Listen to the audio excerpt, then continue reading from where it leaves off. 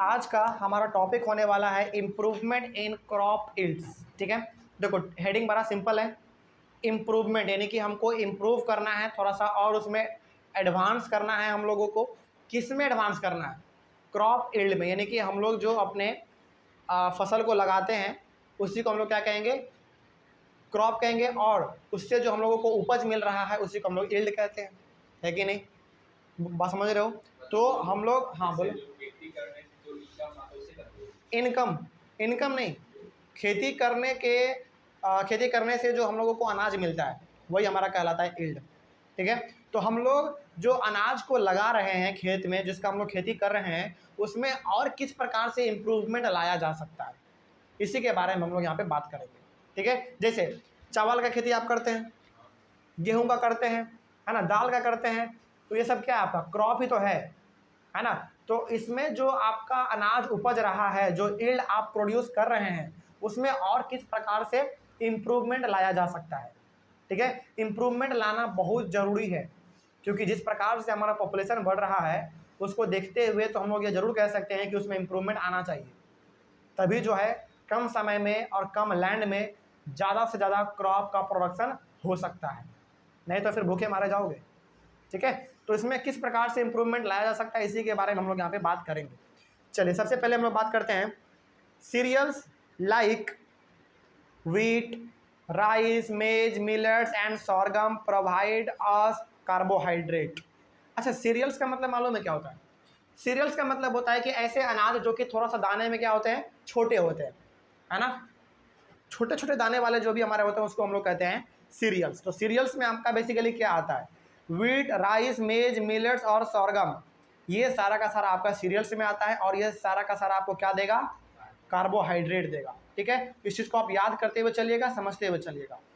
Chapter बड़ा आसान है, हम पहले बता दे रहे हैं, चैप्टर बड़ा आसान है, लेकिन इसमें कॉन्सेप्ट बहुत ऐसा है जो कि आपको ध्यान में हमेशा रखना है। पूछ लेगा आपसे कि सीरियल क्या आपको प्रोवाइड करेगा? कार्बोहाइड्रेट, प्रोटीन या फैट? क्या? तो कार्बोहाइड्रेट प्रोवाइड करेगा। ठीक है, ये भी पूछ लेगा कि सीरियल्स में क्या क्या आते हैं, आपको बताना पड़ेगा। ठीक है, आगे तो ये हो गया हमारा सीरियल्स। पल्सेस में क्या क्या आते हैं देख लीजिए। पल्सेस लाइक ग्राम, ग्राम मतलब चना। ठीक है, पी मतलब मटर, ब्लैक ग्राम मतलब उड़द। ठीक है, ग्रीन ग्राम मतलब मूंग, पिजन पी मतलब अरहर, एंड लेंटिल, लेंटिल मतलब मसूर का दाल जिसको हम लोग कहते हैं, प्रोवाइड अस प्रोटीन। यानी कि जितना भी हम लोगों ने यहाँ पे नाम लिया, यहाँ पे हिंदी नाम दिया हुआ है बेसिकली ब्रैकेट में, है ना। जैसे हम लोग चना कहते हैं, मटर कहते हैं, फिर से उड़द कहते हैं, फिर से मूंग कहते हैं, फिर से अरहर कहते हैं, मसूर कहते हैं, ये सब हिंदी नाम है कि नहीं। तो ये सारा का सारा जो आपने यहाँ पे पल्सेस के बारे में पढ़ा, जो दाल जिसका बेसिकली हम लोग दाल खाते हैं, दाल से आपको क्या मिलेगा? प्रोटीन मिलेगा। सीरियल से कार्बोहाइड्रेट और दाल से प्रोटीन मिलेगा। ये चीज़ आप अपने बुक में अंडरलाइन भी करते हुए चलिएगा, नहीं तो वैसे नोट्स में तो लिखा हुआ है ही। आगे ऑयल सीड्स, ऑयल से क्या मिलेगा आपको? Oil seeds like soybean, groundnut, sesame, castor, mustard, linseed and sunflower provide us fat. यानी कि तेल से आपको मिलता है फैट मिलता है ना। यहाँ पे तो इतना सारा तेल का नाम लिखा हुआ है ना, इसके बारे में तो बहुत हम लोग जानते भी नहीं है। जैसे सोयाबीन तो जानते हैं, ग्राउंड नट भी जानते हैं, सीसम नहीं जान रहे हैं। कौन सा तेल होता है सीसम? उतना इस्तेमाल नहीं करते हैं तो खैर उतना याद नहीं है। और सबसे मशहूर आपका मस्टर्ड, सरसों तेल, है कि नहीं? इसके बारे में तो जानते ही हैं आप लोग। तो तेल से आपको मिलेगा फैट, पल्स से आपको मिलेगा प्रोटीन, और सीरियल से आपको मिलेगा कार्बोहाइड्रेट। तो अब इसका मतलब ये हो गया कि यदि आप चावल, दाल में कोई भी दाल और तेल में कोई भी तेल यदि आप खाते हैं तो आपको कार्बोहाइड्रेट, प्रोटीन और फैट तो मिलेगा ही मिलेगा। ठीक है, आगे बढ़ते हैं। फिर ये तो हो गया हमारा यहाँ पे। उसके बाद vegetables, spices and fruits provide us vitamins and minerals. यानी कि आपका फल हो गया, सब्जी हो गया, मसाला हो गया, ये सब आपको क्या देगा? विटामिन और मिनरल्स देता है। And small amount of carbohydrate, protein और फैट, और बहुत कम मात्रा में ये सब भी आपको कार्बोहाइड्रेट, प्रोटीन और फैट भी देता है। लेकिन ज़्यादातर मात्रा में फल, सब्जी और मसाला सबको क्या मिलेगा? विटामिन और मिनरल ही मिलेगा। ठीक है, आगे बढ़ते हैं। उसके बाद फॉडर क्रॉप्स। अच्छा, फॉडर क्रॉप्स क्या होता है? हाँ, फॉडर क्रॉप्स ऐसे क्रॉप होते हैं, ऐसे छोटे मोटे पेड़ पौधे होते हैं जिसको कि जानवर खाते हैं बेसिकली, है ना, बेसिकली वही। तो fodder crops like berseem, oats और Sudan grass are used as food for the livestock. ये कुछ ऐसे यहाँ पे क्रॉप्स के नाम हैं जिसके बारे में तो हम लोग नहीं जानते हैं, लेकिन खैर लिखा हुआ है तो ऑब्वियस सी बात है कि ये कुछ क्रॉप होगा, है कि नहीं, जो कि जानवरों को खिलाने के लिए इस्तेमाल किया जाता है। ठीक है, आगे बढ़ते हैं। ये तो बेसिकली इंग्लिश में लिखा हुआ है, लेकिन गांव के लोग इसको आराम से चारा बोलते हैं। अलग अलग प्रकार का घास होता है उनका, हम लोग उसको दुबरी भी कहते हैं, छोटा सा घास जो होता है, जिसको कि हम लोग पूजा पाठ में भी कभी कभी इस्तेमाल करते हैं, है ना, है कि नहीं। चलिए आगे बढ़ते हैं फिर। तो फॉडर क्रॉप्स बेसिकली ऐसे क्रॉप्स होते हैं, ऐसे अनाज के पेड़ पौधे होते हैं छोटे मोटे, जो कि जानवरों के लिए इस्तेमाल किया जाता है। ठीक है, तो फॉडर क्रॉप्स का यहाँ पे नाम है, 2-3 को देख लीजिए। बरसीम है, ओट्स है, सूडान ग्रास है। ये कुछ ऐसे नाम है जो कि जानवरों के लिए होता है, उसको बेसिकली खाने के लिए। आगे बढ़ते हैं। Different crops require different climatic conditions, temperature and photo periods for their growth and completion of their life cycle. देखो ये ना बहुत ही सिंपल बात लिखा हुआ है यहाँ पे, और इस चीज़ से आपको एग्री भी करना पड़ेगा। जैसे क्या लिखा हुआ है, different crops require different climatic condition. क्या सही बात है कि नहीं? यानी कि अलग अलग प्रकार के अनाज को उपजाने के लिए अलग अलग प्रकार का क्लाइमेटिक कंडीशन होना चाहिए। एग्जाम्पल के तौर पे यदि देखा जाए तो सेब यदि आपको उगाना है तो सेब के लिए कैसा माहौल चाहिए भाई? ठंडा माहौल चाहिए, है कि नहीं। और यदि आपको चावल उगाना है तो चावल को पानी कैसा चाहिए? पानी ज़्यादा चाहिए, घुटना भर पानी उसमें हमेशा चाहिए, घुटना भर, है कि नहीं। आपने कभी चावल का खेती देखा होगा तो चावल का पेड़ जब तक बड़ा हो रहा होता है तब तक वो आधा से ज़्यादा तो पानी में ही डूबा हुआ रहता है कि नहीं। तो ये कह सकते हैं कि आप अलग अलग प्रकार के अनाज को उपजाने के लिए अलग अलग प्रकार का क्लाइमेटिक कंडीशन होना चाहिए। कोई अनाज ऐसा होता है जो कि गर्मी में होता है, कोई ठंडी में हो जाता है कि नहीं, कोई बरसात में भी हो जाता है। इस प्रकार का आपको देखने को मिलता है। तो क्लाइमेटिक कंडीशन अलग अलग होना चाहिए, टेम्परेचर भी सबको अलग अलग चाहिए। कोई गर्मी में होता है, यानी कि कोई कम टेम्परेचर में हो जाता है, कोई ज़्यादा टेम्परेचर में होता है। एंड फोटो पीरियड का मतलब क्या होता है? फोटो पीरियड का मतलब होता है कि उसको सनलाइट दिन में कितना मिल रहा है ना। इन तीनों वजह से हमारा जो है अलग अलग प्रकार का क्रॉप अलग अलग जगहों में उपज सकता है।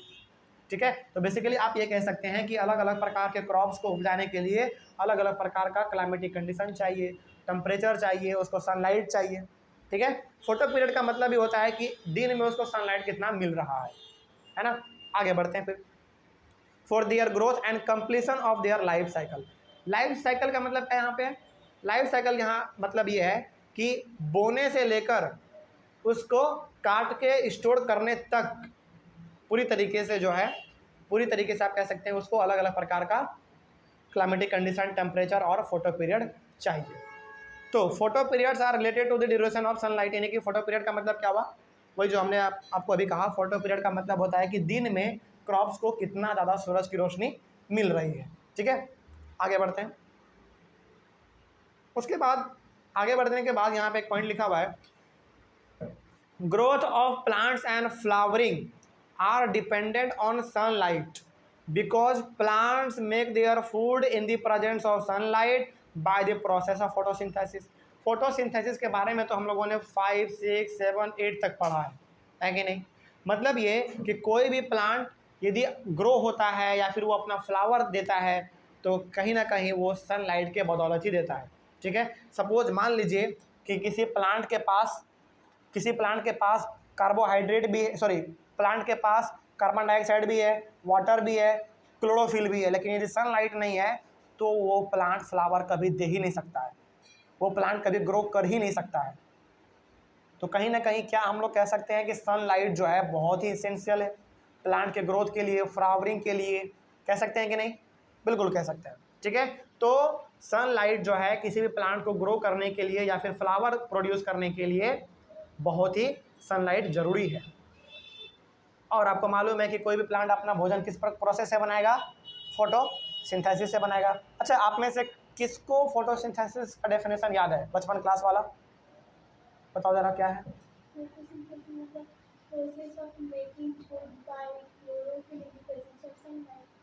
हाँ ठीक है, बहुत अच्छा है ना। इसी को हम लोग थोड़ा सा और सजा के कैसे बोल सकते हैं, थोड़ा सा और अट्रैक्टिव में कैसे बोल सकते हैं? Photosynthesis is a process in which plant make their own food with the help of carbon dioxide, water in the presence of sunlight and chlorophyll। क्या कह सकते हैं ना, वही बात है, बस थोड़ा सा बोलने का तरीका अलग है, एक दो चीज़ और इसमें ऐड कर दिया और कुछ नहीं है कि नहीं। वही था हमारा बचपन का फोटोसिंथेसिस का डेफिनेशन। आगे बढ़ते हैं उसके बाद। अच्छा, खरीफ क्रॉप और रबी क्रॉप के बारे में बिना देखे कौन बता सकता है? बताओ क्या है, पहले बताओ खरीफ क्रॉप।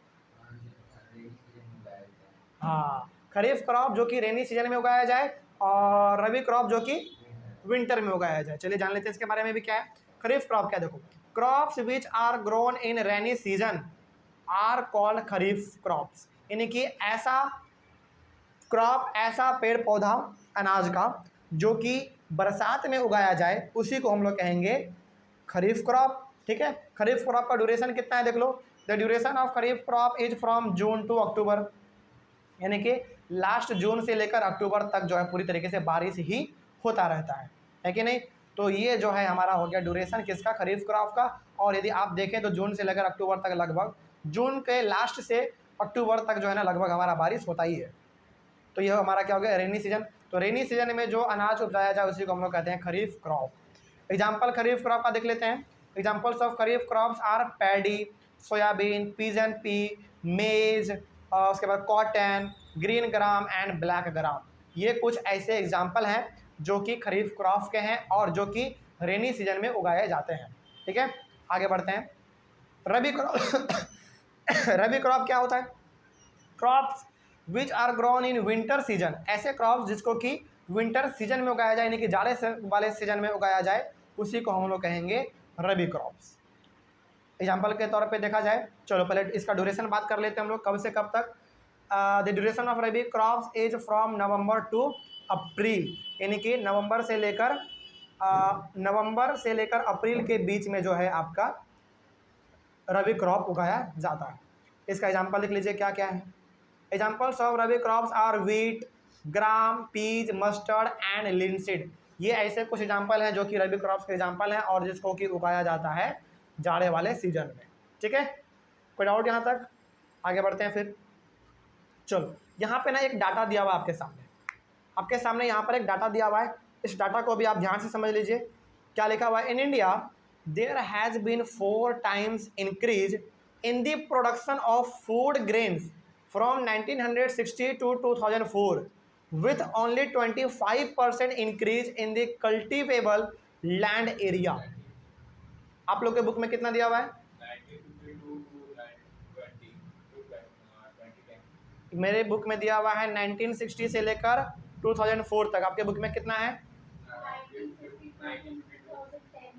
1952 से 2010 तक। कोई डाउट, कोई दिक्कत नहीं है। डाटा थोड़ा बहुत अलग हो सकता है ना, उसके लिए कोई दिक्कत वाली बात नहीं है। तो आपके बुक में यदि 1952 से लेकर 2010 तक का डाटा दिया हुआ है तो आप उसको वहाँ पे वो लिख सकते हैं। ठीक है, नहीं तो आप ये भी लिख सकते हैं। ठीक है, कोई डाउट इसमें नहीं है। अच्छा, वहाँ पे कितना % इंक्रीज दिखा गया है? 25 आप में भी है, मेरे में भी है 25। ठीक है, तो यहाँ पे ना एक डाटा दिया हुआ है। ये डाटा आपको थोड़ा सा सोचने के लिए कहा रहा है ना। क्या सोचने के लिए कह रहा है, सुनना ध्यान से। डाटा कह रहा है कि 1960 से लेकर 2004 के बीच में जो है 25%, sorry, in India there has been 4 times increase in the production of food grains from 1960 to 2004। सुनना मेरे बात को ध्यान से। यहाँ पे डाटा कह रहा है ना 1960 से लेकर 2004 के बीच में एग्रीकल्चर में प्रोडक्शन जो है वो 4 गुना बढ़ा है, 4 times बढ़ा है। ठीक है, लेकिन जमीन जो है जिस पे खेती करना है वो मात्र 25% ही बढ़ा, यानी कि 25% ही जमीन क्या हुआ, खेती के लिए इस्तेमाल किया गया, नहीं कि बढ़ाया गया। सोचो, 4 गुना अनाज यहाँ पे ज़्यादा उपजाया जा रहा है, लेकिन जमीन जो है 25% ही बढ़ाया जा रहा है। 25% ज़मीन बढ़ा के 4 गुना ज़्यादा अनाज को उपजाया जा रहा है। इसका मतलब क्या हुआ? इसका मतलब ये हुआ कि ये वही समय है जहाँ पे कि ग्रीन रेवोल्यूशन आया था। मतलब कि कम ज़मीन में ज़्यादा प्रोडक्शन, है कि नहीं? जैसे आज जो आप भुट्टा खाते हैं, जिसको कि आप मकई कहते हैं, आप खुद देखिए एक भुट्टे के पेड़ में ना 4-5 भुट्टा हो जाता है। ये किसका देन है? ये ग्रीन रेवोल्यूशन का ही देन है। उसमें HIV सीड्स लगा हुआ है कि नहीं? बात समझ में आ रही है? चलिए, तो यहाँ पे जो है मात्र 25% ही कल्टीवेबल लैंड को बढ़ाया गया, लेकिन इतना ही में जो है 4 गुना ज़्यादा अनाज का उपज देखा गया, क्योंकि 1960 के आसपास ही जो है हमारा ग्रीन रेवोल्यूशन इंडिया में आया था। याद रहेगा ये बात? ठीक है, कोई डाउट इसमें? अच्छा, आपसे ये भी पूछा जा सकता है कि 4 गुना ज़्यादा अनाज का उपज हुआ, लेकिन 25% ज़मीन को बढ़ाया गया, है कि नहीं? अनाज का उपजाने के लिए ज़मीन का बढ़ावा मात्र 25% हुआ, लेकिन अनाज जो है 4 गुना ज़्यादा बढ़ गया। इसके पीछे रीज़न क्या है? तो आप रीज़न क्या बताएंगे? आप रीज़न बताएंगे ग्रीन रेवोल्यूशन, ठीक है? क्योंकि इसमें उस समय पे अच्छे से अच्छे टेक्नोलॉजी को इस्तेमाल किया जा रहा था एग्रीकल्चर के लिए, ठीक ना? तो कम समय में और कम जगह में ज़्यादा अनाज को उपजाया जा रहा था, ठीक है? आगे उसके बाद, लेकिन यहाँ पे कुछ और बात है। वो तो बात है ही, ग्रीन रेवोल्यूशन वाला बात है ही, जो कि हमने आपको अभी बताया, लेकिन यहाँ पे कुछ और भी बात है, उसमें एक्स्ट्रा ऐड किया हुआ है। दिस हैपेंस, ऐसा क्यों हुआ? ऐसा इसलिए हुआ बिकॉज ऑफ 3 स्टेजेस, 3 स्टेज के कारण हुआ। पहला स्टेज क्या है? First is the choice of seeds for planting, यानी कि पहले तो ये तय किया गया कि आखिर कौन सा बीज लगाना है। ऑब्वियस सी बात है, आप अच्छा बीज लगाइएगा तो अच्छा प्रोडक्शन होगा, खराब बीज लगाइएगा खराब प्रोडक्शन होगा। तो अच्छा बीज उस समय पे लगाया जा रहा था। क्यों भाई? क्योंकि ग्रीन रेवोल्यूशन आ चुका था, है कि नहीं? और ग्रीन रेवोल्यूशन क्या कहता था? ग्रीन रेवोल्यूशन कहता था कि हम आपको एकदम बढ़िया बढ़िया क्वालिटी का बीज देंगे, उससे आप खेती कीजिए, उससे होगा ये कि कम ही जगह में आप ज़्यादा प्रोडक्शन कर पाएंगे, ठीक है? तो पहला स्टेज कहता है कि चॉइस करना है किसका? सीड का। तो उस समय पे हो सकता है कि सीड का चॉइस अच्छा किया गया होगा, है कि नहीं? उसके बाद दूसरा क्या है? Second is the nurturing of the crop plants, यानी कि दूसरा ये है कि आपने क्रॉप तो लगा दिया, लेकिन उसका देखभाल आपने कैसे किया ये भी तो मायने रखता है, ठीक है? आपने बहुत अच्छा क्वालिटी का क्रॉप लगा दिया, बीज लगा दिया, ठीक है, लेकिन उसका देखभाल ही आप नहीं कर रहे हैं, तो गाय भैंस बकरी चिड़ियाँ उड़ियाँ जो भी है उसको ख़त्म कर दे रहा है, तो क्या कोई फ़ायदा हुआ? कोई फ़ायदा नहीं हुआ। तो उस समय पे अच्छी तरीके से देखभाल भी किया गया होगा, इसीलिए 25% ज़मीन बढ़ाने से 4 गुना ज़्यादा अनाज का उपज हो गया था। और यहाँ पे एक और स्टेज है भाई, एक और स्टेज क्या है देखो, and third is the protection of the growing and harvested crops from loss. देखो बहुत बार क्या होता है ना, आप अनाज को यानी कि खेती कर लेते हैं, आप उसका देखभाल भी कर लेते हैं, लेकिन उसको आप प्रोटेक्ट नहीं कर पाते हैं। जैसे आपने क्या किया, आपने खेती किया, उसको पूरी तरीके से काट के अपने घर में लेते आए, बोरी में बंद करके उसको रख दिए, लेकिन आप उसको प्रोटेक्ट नहीं कर पाए चूहों से, तो क्या वो अनाज आपका बचेगा? बिल्कुल भी नहीं बचेगा। बात समझ में आ रही है? तो ये होता है हमारा, ये 3 स्टेज था जिसके बदौलत 1960 से लेकर 2004 के बीच में 4 गुना अनाज बढ़ गया था, ठीक है? आगे बढ़ते हैं फिर। उसके बाद the major groups of activities for improving crop yields can be classified as, यानी कि हम लोग जो है अपने क्रॉप यील्ड्स को इम्प्रूव करने के लिए, यानी कि हम लोग अपने फसल को अच्छा करने के लिए, इम्प्रूव करने के लिए, उसमें तरक्की लाने के लिए हम लोग यहाँ पे क्या करेंगे? 3 अलग अलग एक्टिविटी को यहाँ पे हम लोग क्लासीफाई कर लेंगे। मतलब ये कि हम लोगों के पास यहाँ पे 3 अलग अलग ऐसे मेथड हैं जिस मेथड से हम लोग क्या कर सकते हैं? अपने प्रोडक्शन को बढ़ा सकते हैं, ठीक है? तो पहला है आपका क्रॉप वैरायटी इम्प्रूवमेंट, दूसरा है आपका क्रॉप प्रोडक्शन मैनेजमेंट, और तीसरा है आपका क्रॉप प्रोटेक्शन मैनेजमेंट, ठीक है? तो ये 3 आपके पास एक्टिविटी है जिसके बदौलत आप क्या कर सकते हैं? अपने प्रोडक्शन को बढ़ा सकते हैं, ठीक है? तो इन तीनों टॉपिक को हम लोग डीपली डिस्कस करेंगे, और इन तीनों टॉपिक को ना बहुत ही गहराई से डिस्कस किया गया आपके किताब में, तो हम लोग भी उसी प्रकार से यहाँ पे चलेंगे, ठीक है? तो पहला आपका क्रॉप वैरायटी इंप्रूवमेंट, दूसरा क्रॉप प्रोडक्शन मैनेजमेंट, और तीसरा क्रॉप प्रोटेक्शन मैनेजमेंट, ठीक है। तो हम लोग सबसे पहले अपने अगले वाले क्लास में डिस्कस करेंगे क्रॉप वैरायटी इंप्रूवमेंट, और इन तीनों को जो है ना बहुत ही गहराई से डिस्कस किया गया है, तो इन तीनों को हम लोग एक एक करके डिस्कस कर लेंगे, ठीक है। चलिए, तो अगले वाले क्लास में हमारा वही टॉपिक होगा क्रॉप वैरायटी इंप्रूवमेंट के बारे में। मिलते हैं फिर हम लोग अपने अगले वाले क्लास में। Thank you very much and have a nice day.